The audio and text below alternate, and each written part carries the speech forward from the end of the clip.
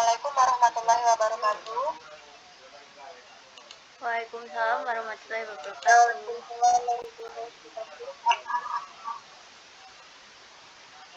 Sebelumnya izin memperkenalkan diri, nama saya Nurul Basida dengan NPM 2113053889 selaku moderator dari kelompok 4 dengan tema keterampilan membaca. Sebelumnya izinkan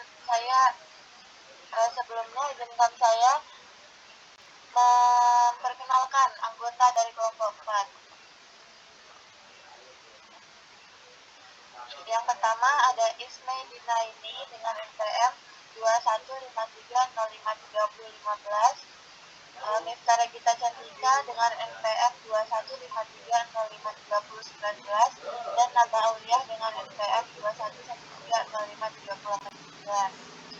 Selanjutnya, materi yang pertama akan disampaikan oleh Miftah Regita Cantika. Kepada Miftah, dipersilahkan.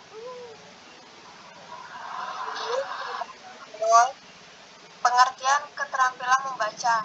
Keterampilan membaca adalah aktivitas yang kompleks yang melibatkan berbagai faktor yang datangnya dari dalam diri pembaca dan faktor luar. Selain itu, keterampilan membaca juga dapat dikatakan sebagai jenis kemampuan manusia sebagai produk belajar dari lingkungan dan bukan kemampuan yang bersifat instinktif atau naluri yang dibawa sejak lahir. Oleh karena itu, proses membaca yang dilakukan oleh seorang yang dapat membaca merupakan usaha mengolah dan menghasilkan sesuatu melalui penggunaan model tertentu. Membaca merupakan salah satu keterampilan berbahasa yang berperan penting bagi kehidupan seseorang sebagai sarana komunikasi serta informasi dalam rangka pengembangan pengetahuan. Membaca merupakan salah satu keterampilan berbahasa yang bersifat reseptif. Tujuan membaca. Tujuan membaca dianggap juga sebagai modal dalam membaca. Bahkan, menurut hasil penelitian, hubungan antara tujuan membaca dengan kemampuan membaca sangat signifikan.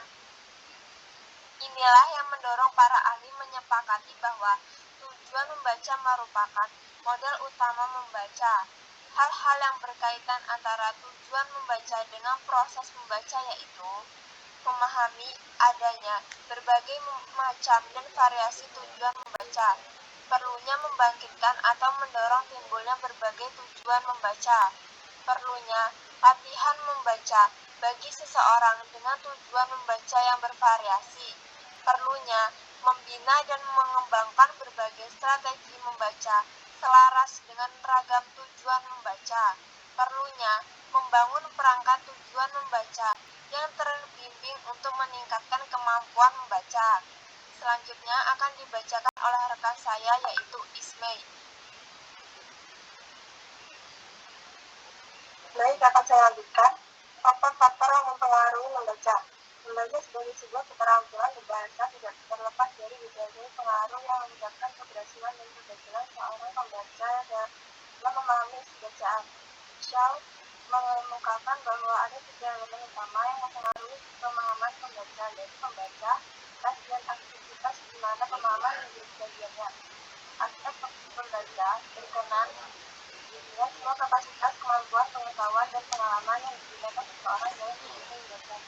Tes adalah tes cetak atau tes elektronik atau digunakan dalam tes adalah tujuan, proses dan konsekuensi yang berhubungan dengan kegiatan membaca. Di sisi lain, Johnson dan Pearson mengungkapkan bahwa secara garis besar komprehensi membaca dipengaruhi oleh 2 faktor utama, yaitu yang berasal dari dalam diri faktor yang berasal di dalam diri membaca, yaitu kemampuan linguistik atau kebahasaan, minat atau seberapa besar kepedulian pembaca terhadap bacaan yang dibacakan, reputasi atau seberapa kepedulian pembaca terhadap tujuan membaca, dan kemampuan membaca atau seberapa baik pembaca dapat membaca. Faktor-faktor di luar diri pembaca dikategorikan menjadi 2, yaitu unsur bacaan dan lingkungan membaca. Unsur bacaan meliputi kebahasaan dan kebahasaan teks dan organisasi teks. Kualitas lingkungan meliputi persiapan guru. apa sebelum, pada saat, dan setelah membaca. Cara murid menanggapi tugas dan suasana itu penyelesaian tugas atau hambatan, dorongan, dan sebagainya. Tampilan menyatakan bahwa ada 6 faktor utama, yaitu yang pertama kompetensi kebahasaan, yang kedua kemampuan mata, yang ketiga penentuan informasi fokus, yang keempat teknik dan metode membaca, yang kelima fleksibilitas membaca, dan yang terakhir kebiasaan membaca. Materi selanjutnya akan dilanjutkan oleh Naba. Baik, selanjutnya jenis-jenis membaca. Ada berbagai macam pengelompokan jenis membaca. Klasifikasinya jenis membaca didasarkan pada cara pandangan para ahli sehingga ada kalanya berbeda antara ahli yang satu dengan yang lain.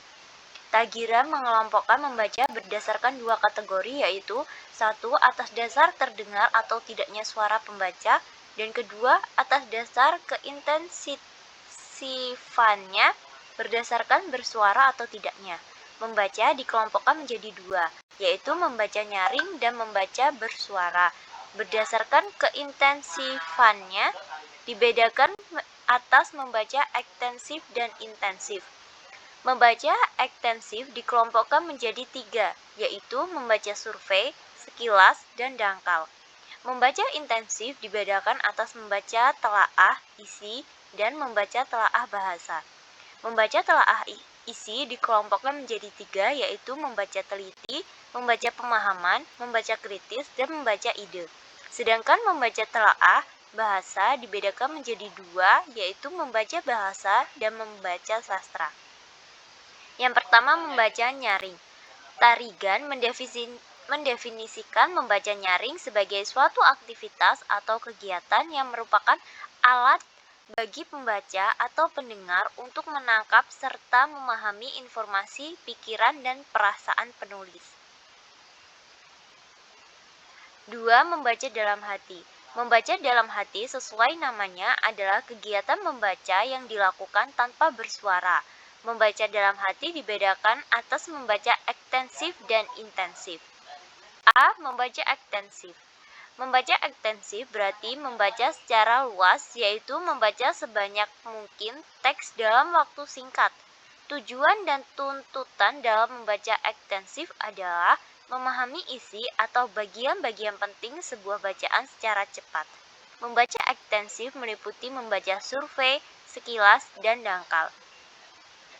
Membaca survei dilakukan untuk meneliti atau mencermati terlebih dahulu bahan bacaan yang akan dipelajari atau ditelaah melalui cara-cara berikut.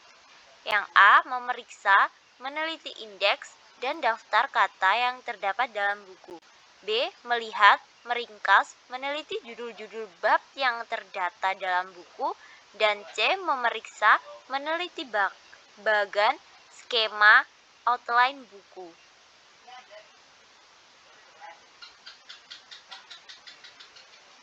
Selanjutnya akan dilanjutkan oleh Nurul.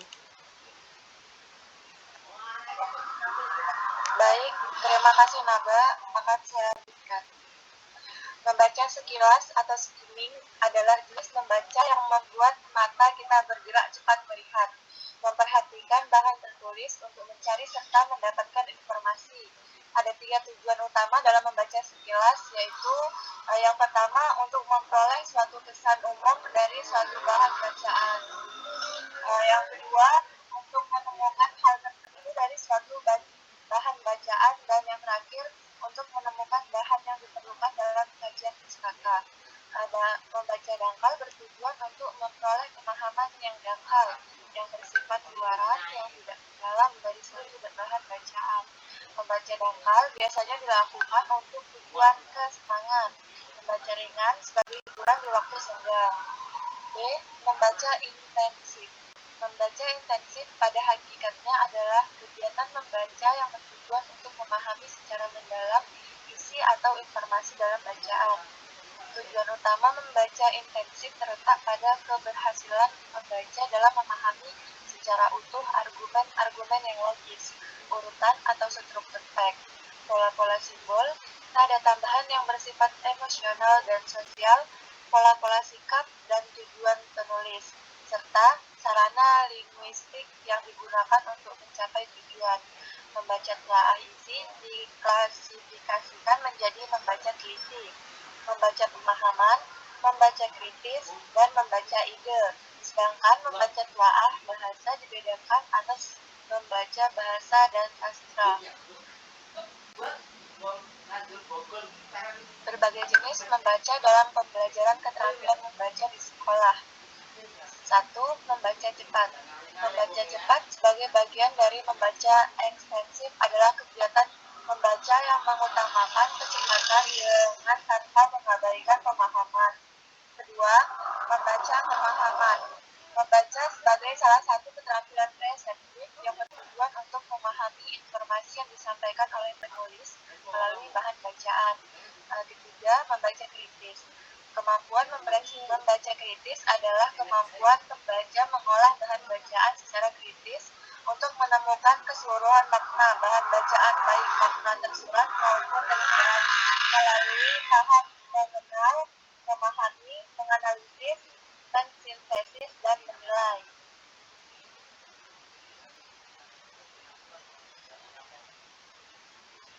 Masalah umum dalam membaca. Seperti pada umumnya, orang tidak sadar dengan masalah membacanya. Kebanyakan orang telah puas dengan kondisi kemampuan membacanya, baik dalam kecepatan maupun dalam tingkat pemahamannya. Ada beberapa masalah dan hambatan yang umum terjadi pada setiap orang. Masalah tersebut antara lain: pertama, rendahnya tingkat kecepatan membaca. Kedua, minimnya pemahaman yang diperoleh. Ketiga, kurangnya minat baca. Dan yang terakhir, minimnya pengetahuan tentang cara membaca yang cepat dan efektif. Sekian presentasi yang dapat kami sampaikan. Saya akhiri. Wabillahi taufiq wal hidayah. Wassalamualaikum warahmatullahi wabarakatuh. Waalaikumsalam warahmatullahi wabarakatuh.